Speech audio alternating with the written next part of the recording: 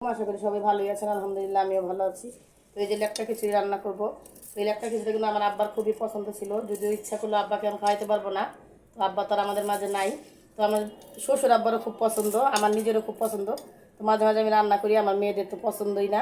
তো এখানে সমস্ত মশলা নিয়ে নিছি, আদা রসুন জিরা বাটা সব কিছু নিয়ে নিছি। তো সবগুলো এখন দিয়ে দিব, আজকে হাতে মাখায় খিচুড়ি রান্না করবো। পেঁয়াজ বাটা মানে পেঁয়াজ বাটাও দেনি কাটাও দেনি, তো দিয়ে দিলাম। আজকে খালি ভিডিওতে ভুল হইতেছে, আমার মেয়ে খালি হাসতেছে এই জন্য। তো যাই হোক, ভুল ত্রুটি হলে আপনারা একটু বুঝা নেবেন। আর এই যেখানে পরিমাণ মতো লবণ, অনেকদিন যাবত তো লং ভিডিও করি না, কারণ মেয়েদের যেহেতু পরীক্ষা, তো এই জন্য একটু মানে ভেজাল হয়ে যেতেছে। তখন মেয়ে তো হাসতেছে। এখানে পরিমাণ মতো তেল দিয়ে দিব আর কি। তেলটা দেওয়ার শেষে এখানে খিচুড়িটা মাখাই নিব।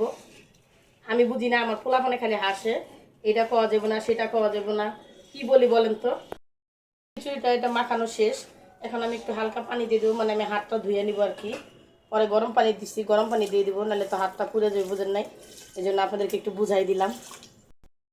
আমি একটু ঠান্ডা পানি দিয়ে দিছি। তো এখন পানিটা আগে থেকে উঠাই রাখছিলাম, ওই পানিটা দিয়ে দিলাম। দিয়ে এখন আমি চুলাতে বসাই দিব আর কি। তো খিচুড়িটা অনেক বেশি লেটকাও না, মানে অনেক বেশি ঘন হবে না, আঠা আঠা একটু বানাবো আর কি। তো এইভাবে বুঝা পানি দিয়ে দিলাম। তো বলক আসুক। গরম পানি দিয়েছি, এই জন্য খিচুড়িটা বলক এসে পড়ছে তাড়াতাড়ি। তো এই যে এখানে মুগ ডালও দিয়ে দিছি, মসুরির ডাল, দুইটা মিলাই। এখন এই যে বলক আসতেছে, ভালো করে বলক আসুক।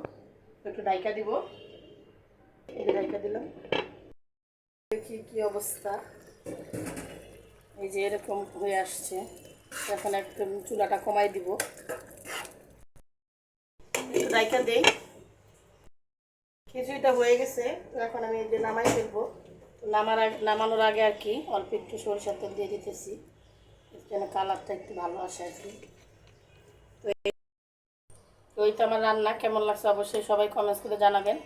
ভিডিওটা ভালো লাগলে অবশ্যই আমার ফেসবুক পেজে একটা সাবস্ক্রাইব করবেন। ইউটিউব চ্যানেলে